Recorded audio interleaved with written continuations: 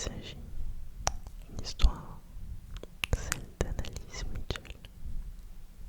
C'est l'un des cas d'exorcisme les plus connus au monde et qui a notamment inspiré l'exorcisme d'Emily Rose, qui a été énormément médiatisé et dont l'histoire a fini en procès. Je vais te raconter tout ça, si tu le veux bien. Installe-toi confortablement et laisse-toi plonger dans l'un des cas d'exorcisme les plus troublants de l'histoire moderne. Annalise, c'est une jeune fille née en 1952 dans une petite ville de Bavière en Allemagne. Donc elle grandit dans une famille qui est profondément croyante. Sa mère lui apprend très tôt la prière, la confession, la peur du péché. Et petite Annelise était assez douce et studieuse. Elle allait à la messe très régulièrement, donc issue d'une famille catholique évidemment. Mais à la maison, l'atmosphère est un peu plus lourde. En fait, sa mère portait un lourd sentiment de culpabilité. Et la religion, ce n'était pas une forme de réconfort ou un échappatoire, une forme d'amour, c'était vraiment quelque chose de strict. Donc c'était assez... le rapport avec la religion était assez étrange. Donc elle grandit un peu dans la peur en fait, cette jeune fille, donc elle craignait le diable, les démons, la damnation. Parce que finalement elle avait peur de la religion, plus qu'elle ne l'embrassait en fait. Personne ne pouvait imaginer que bientôt ces peurs allaient la hanter.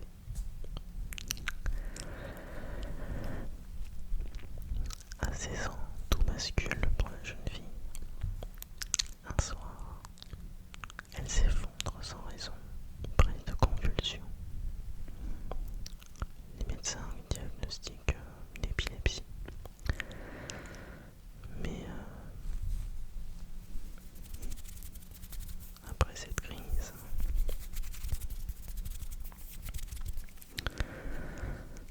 tout semble un petit peu changer, puisque elle devient plus enfermée, plus anxieuse.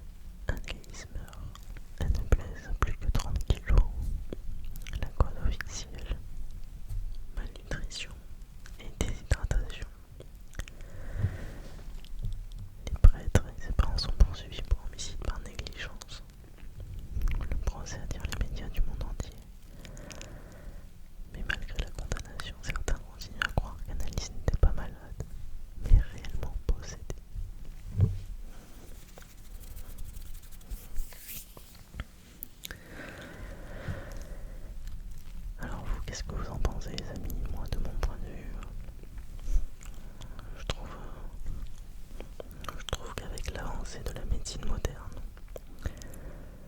on est plus en mesure d'être capable de déceler des cas de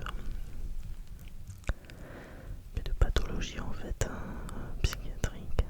Moi, j'y vois plus une explication comme celle-ci, plus qu'un réel exorcisme, qu'un réel cas de possession.